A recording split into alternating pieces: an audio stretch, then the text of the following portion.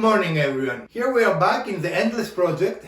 I'm joking. It sometimes feels like that, right? Yes, it is a very big project, especially when you're only working. And what makes it worse is that you have to wait for things to dry and settle, and you cannot like go bam, bam, bam, right? I mean, you cannot continuously work. Like today we're going to do some grout. I'm not sure how we're going to make an interesting video out of grouting, but that's something that even if you're done, you cannot just do anything else, right? Right. Well, in this area, we have to put the vanity in and install the plumbing for the sink. And we can't do that unless the tile is grouted, because once we put it in, we get out. Grouted and the grout dried. You cannot, Yeah. really, you cannot do anything. But we're going to do a few more things. For example, we're going to paint this area behind the toilet that in the past was not painted because the toilet was there, right? Right, now's our opportunity. We're going to buy and maybe install the trim pieces. The baseboards that Right. we're going to put in. Yep. And they need to go in every,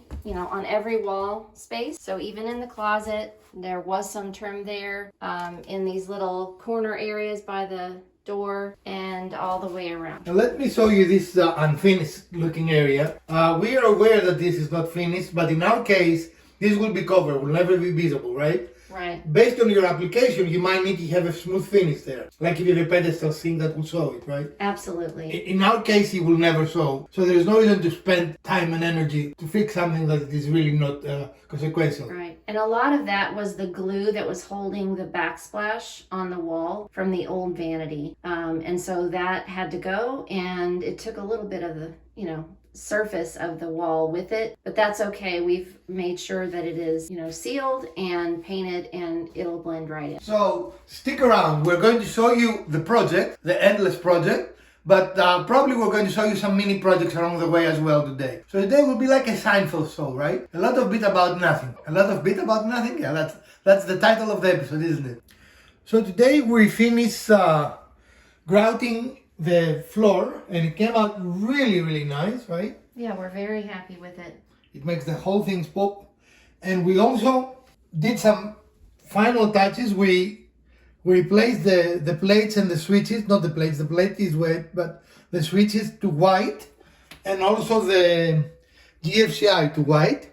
If you want to learn about electrical work, we saw every step. We replaced the brown register with white. Again, paying attention to detail pays big dividends here, right? We also did a lot of small projects around the homestead because we had a lot of waiting time between little projects here, right? So we burn a lot of our scrap, and we create a little path to keep our feet from getting muddy from the house to the shop. We created a little bit of a paving area, a landing from our deck steps to the yard. And what else do we? That's about it, right? The electrical work. Yep. And the tiling. So we did quite a lot of things. So stick around. This is going to be a very fun episode. So the first step in today's saga is to paint this spot. And you can see the wonderful yellow color that it was before we got the house. And luckily we have the blue that we use, right? Right. So this will not take long, but it's one of those things after we finish it, it has to dry. So what is the plan after we finish that, Mrs. DIY, the grout? Yeah, the grout needs to come next before we can put on the baseboard, and then we'll be on our way to finish. All right.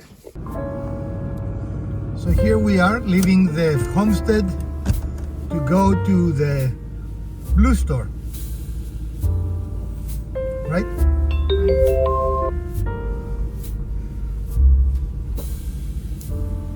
The blue store. Can we be demonetized if I sing? Or we're going to lose our subscribers if I sing? And after a long time, not really that bad, about 20 minutes, we are approaching Lowe's. Again, we're not sponsored by Lowe's. It is one of the stores that it is close to us and we enjoy it. At the light, turn right, then arrive at your destination. Thank you, dear. And here we have a beautiful North Carolina day. It's a little bit cool, but the sun is shining and we have wonderful blue skies. And as you can see, as evidenced on our windshield You've entered the there, parking lot for your destination. The pollen in the can start. traditional North Carolina blessing that the trees give us with their pollen. And this is a very pretty Lowe's actually, right? Yep.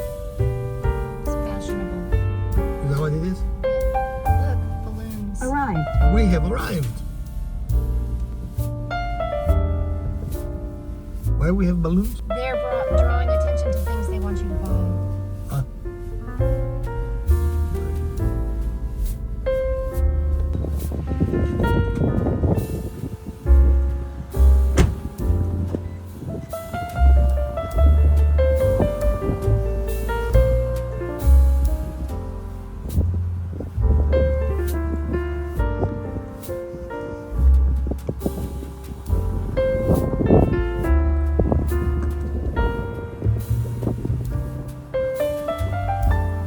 We're DIY pros, right?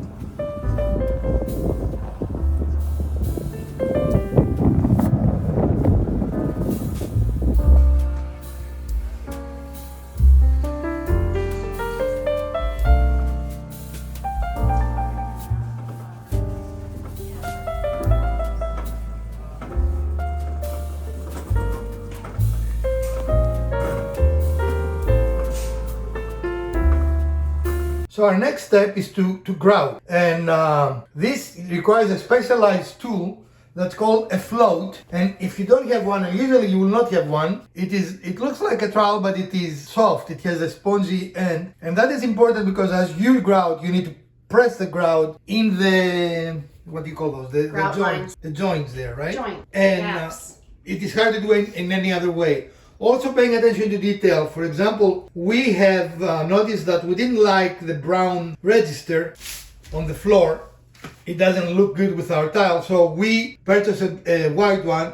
We'll not install it unless we're done with everything, right? So we'll avoid any damage. But this is the time you need to start paying attention to detail. Right. So for us, the next step will be grouting. We already finished the painting, correct? Yep. And the unfortunate part with grouting is you have to wait. There is no way to speed this up because then it has to dry, and within 24 hours or so, you need to make it looking worse before it looks better, right? Because the cleaning part of grout makes the whole tile looks horrible, but it ultimately looks good. But anyway, Mrs. DIY looking very dapper with her, what do you call this? Knee pads. Knee pads. And we're going to start the grouting process. Now we bought pre-mixed grout, but you can save money by buying a grout that is not pre-mixed, and you mix it with water. And it's what, about a third the price, Mrs. DIY? Oh, yeah. But sure. we went with the faster, easier way. And all you do is you put the grout on the joints, and then you use the float to put it in. So we're going to show you a little bit of that, but not the whole thing. So using gloves is a recommended approach to this. You do not have to use, there is nothing really toxic on grout, but it will make it easier to clean your hands, right? Definitely. And if you are a lady and you have manicure, definitely wear gloves. I will just take that out, the plastic will be on your way. And what you do with the float is you actually press in the joint, right? Right, across, like diagonal across the joint. In diagonally. And also was measured grout comes in different colors. That was our choice. It doesn't have to be your choice. But you can see immediately it makes it look better, right? The dark lines disappear. Or if you wanted to make it a focal point, you can use a dark grout. Yeah, it's very much a design decision. And also, if you use the grout that is similar to your tile, it will make the lines disappear, and it is more forgiving if your lines are not perfect, the gaps, right? Right. Because if you make it a focal point, it will be much more prevalent, is the right word? It stands out, for sure. So Mrs. DIY will continue doing that, and we'll be back in a while. And while we're waiting for grout to dry, we're doing some burning. And Miss Elpida, what are we burning here? We're burning personal papers, and then we're also burning a bunch of the scrap wood that we've gone through. Scrap wood? Yeah, Who authorized that? I did. You cannot authorize that. It has to be approved by corporate. Who do you think is corporate? The fact remains we have way too much scrap, and they start getting in the way more than anything. Yeah, it just makes the shop unusable because there are so many scraps and so many piles of them, so we have to clean them up. Plus, we could never find them. And this is with us making a lot of scrap projects. That's why we tend to use a lot of scrap projects. So we're getting towards the end of grouting, right, Mrs. DIY? Yep, we're almost there. And grouting is faster than tiling, but then the patience is introduced because, unfortunately, you have to wait. Yep. And waiting for grout to dry, especially between me and Mrs. DIY, neither of us is a patient person. right? Now, some of us are more patient than others. Yeah, a little bit. Not much though. And as you can see, even though it is just grouted, it is not cleaned yet. That happens tomorrow. I think it's 24 hours or something like that, right? We can read the instructions. Nah, who does that? Did it start drying already? I see dried fish. Yep, drying grout. Okay, maybe it is something we can finish today then? What do you think? You can see the transformation almost immediately. I love it with the grout. I think it's the perfect color. Okay. Now in a very wet area like the sour floor, we'll also use a grout sealer, but here we do not expect a lot of water, so we do not need to seal the grout, I don't think, right? Unless we want to seal it for preserving the color, so the color does not change. That is another function of sealer. Why we couldn't use those offcuts in our fireplace? We could, couldn't we? As long as they're not pressure treated, yeah. Yeah, because they are good kindling. Kindling. Since our project today has a lot of waiting time, waiting for grout to dry, waiting for paint to dry, etc., we're using the time we're waiting to do some chores around the property, and that includes burning some potential trash. You want the first You one? come on this side then, so you can be facing the camera, and I'll come on this side. Okay. No, you will trip on that. I'm not gonna trip on it. So we're repurposing some pavers. Is that what we're doing? Yeah, because this tends to get it where you want it. This little area tends to get quite muddy when it rains. So we're taking the pavers that were previously out by the punching bag area that was there and bringing them over here where they can be useful. What do you want? Yeah. Then why? You're not making this for us? Everything is for them, right?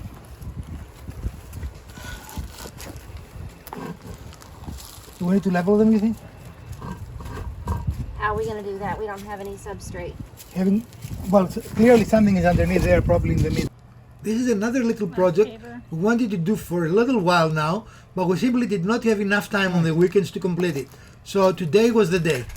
So this little path that we created using pavers we already had will allow us to get from the house to the shop without getting mud on our shoes, and that will make it sure that we do not get mud in our house. So this is a win-win proposition, zero cost and very useful project for today. Harbor Freight. Since we repurposed these pavers, we broke accidentally one of them, but that time that will happen when you buy them brand new. By the time you bring them home, one or two will be broken, right? So utilizing copious amounts of liquid nails, we made a repair. And Atlas approves of the repair, the supervisor. So, you want to walk on them? You don't have to walk on that one. So we're repurposing the repurposed tiles.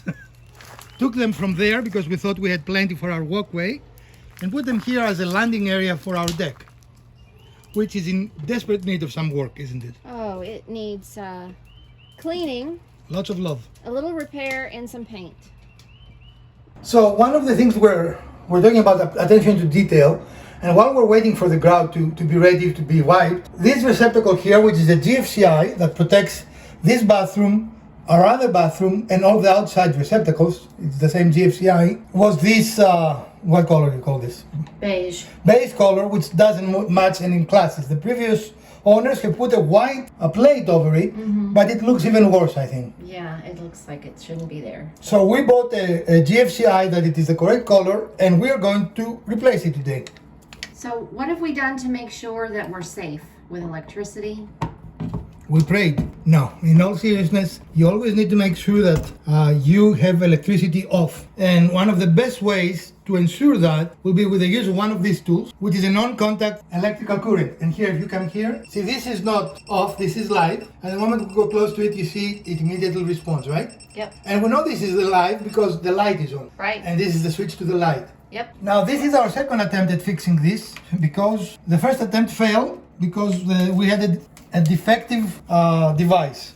So what we're going to do is we're going to remove the old device, replace it with the new one.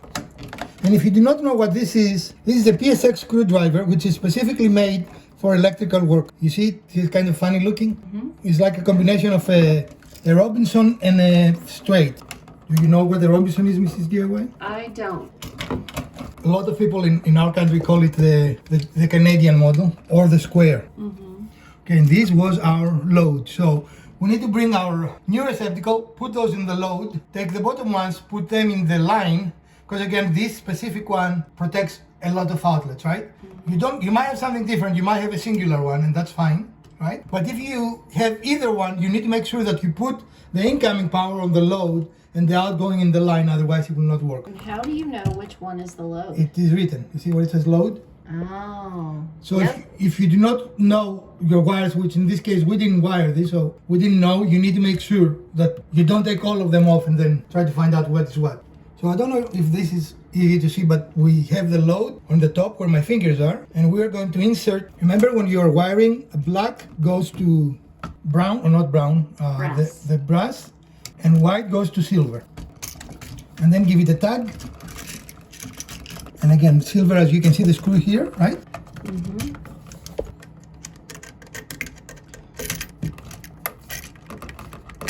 And you tighten it till you can't tighten it anymore? Right. But then always tag it, right? Because you never know. That came out easily. And doing it this way, you cannot make a mistake, right? Hopefully. Theoretically. And the last thing you always detach is your ground, which is bare in the United States. In other parts of the world, it is not bare. So the last thing that we are connecting is the ground, and that is actually the wrong sequence. Usually this is the first thing you need to connect in a new circuit. This was a little challenging for us because the original electrician, as you can see, created a loop in a continuous cable, and I didn't want to change that, so okay, turn it around, and now we need to test it. So now we're going to send Mrs. DIY to the circuit breakers and turn it on. Okay, come here. And as you can see now, the circuit is energized, and we have to test to see that the receptacle works. We do not have live wires anywhere, so we can insert the new receptacle inside our box. And we are not live here, which is exactly what we want, right? And now it is having time.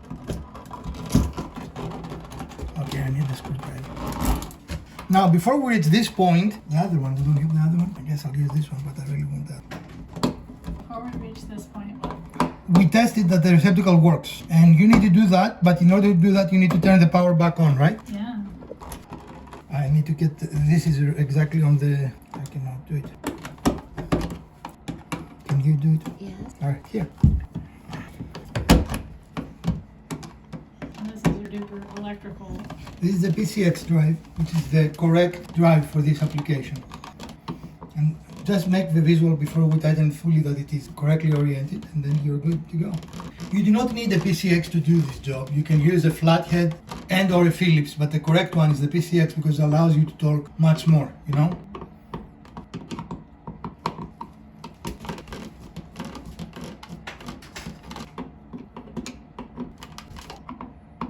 So you would never put that much torque with a Phillips or a flat. The screw is straight. So we tighten it. Sometimes the littlest things are the most frustrating. Well, and in this little old house, nothing is straight or non-crooked, right? But still, this is a much better presentation than before. And we might just take it off a little bit and make it more straight. There is nothing we did wrong. The box apparently is crooked, right?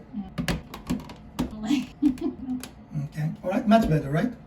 So here we are in a darkened bathroom because we need those to be powered off. Again, even though the light is off, which is an indication, we're going to go through each of the switches and check our black wires to ensure we do not get electrocuted, right? A couple of things that I see that are already troubling is that these are not electric screws, right? These are electric screws. So someone has done something wrong here, which is not surprising. So what we're going to do next is remove those and replace each switch with a new switch. So once they're removed, you just pull it out, and we're going to bring a new one and replace it. This is a pretty straightforward operation, as long as you take care that you're not getting electrocuted, right? Yeah, that's important. Make sure your power is off. Another critical point is that the switches have an orientation, in case you didn't know that. So you need to have it so the on is down, so when the switch is off, you can read the word off. Can you read it? Yep. Okay, that's important. So we're going to do the other three and we'll be right back. Where is it off? I need to see what the switch says. So make sure your orientation of your switch is correct. And you can read the word off when the switch is off. And now we're going to install the switch, which is a pretty straightforward process, said he, right? Installation is the reverse of removal. Now we're going to push it back in and attach the screws.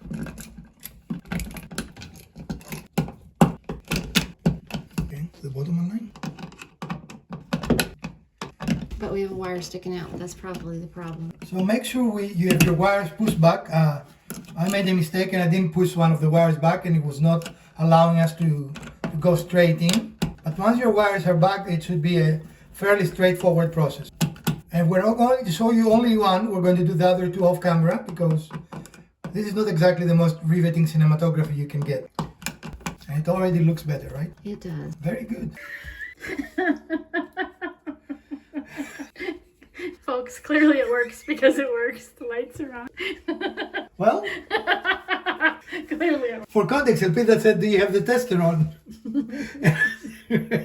Clearly it works because it works. But here, See, it works. And the fan's on. they're nice and white, the correct screws. Wow, Yeah. what an upgrade, right? I keep scratching my head of who built this house, both plumbing and electrical. Just for giggles, the circuit breaker for this is labeled floodlights. We had to turn every breaker off to find out. I still think that this was an add-on, and that's why this is flooded. No, because this was the main bathroom. That bathroom might have been an add-on, but I don't know. You're trying to make sense out of nonsense, so. Yeah, there is no sense, but that's my idea for this house, why it's labeled floodlights, because this was an add-on at some point. An add-on. But anyway, this is how it's supposed to look. Now we're going to put the face, and one of the tricky parts when you have 3 or 4 switches like that is you might have to make small adjustments because you want the plate to So fit. as you can see here, zoom a little bit of a play in this, so if we needed to wiggle any of the switches back and forth, play. Excellent. So our plate is up and our switches look fantastic, and some people simply should never DIY. You see those missing screws? Well, first of all, you can see the ones we put there that they were brown. The missing screws were actually plastic, and no, we're not going to put plastic screws back there. We're going to replace them with white ones, right? Again, some people should never DIY. This is just tacky, right? I mean, why would you do that? And keep in mind that those screws were in a white. This is the original. We didn't change that. So not only they didn't bother to put new switches on, but they put brown screws on. Horrible, horrible, horrible. But anyway, it is fantastic now. It turns on, it turns off. The floodlights work. So apparently we can start removing the grout now. Maybe even actually we waited too long, huh? But we're used in our old products. That's why I always read the manufacturer's directions. Because this grout apparently, what did you say, Mrs. DIY, a few minutes? Yeah, 5 to 10 minutes. So we are starting the process of moving grout from where it doesn't need to be. The tile just looks amazing. The grout makes it look even better than it looked before, and we found out that we didn't have to wait as long as we thought. So we're going to be finishing this part of the floor today, right, Mrs. DIY? Yep. And our receptacles are looking amazing, as you can see there. It's going to be a brand new bath. And details matter, right? Yep. When it comes to things like that. So we've reached the end of our episode today. And as you can see, we did quite a lot of work. And for the first time, the project start looking like it's coming together, right, Mrs. DIY? Definitely. And we are very, very happy with the floors. They look absolutely amazing. We're very pleased with how they came out. If you appreciate what we showed you today, we try to show you tips and tricks and ways to do things in your own projects. We would appreciate a thumbs up. If you didn't, give us a thumbs down or 2 thumbs down. Share, like, subscribe, and let us know, did you like episodes like this? From Professor DIY and Mrs. DIY, let's renovate something together.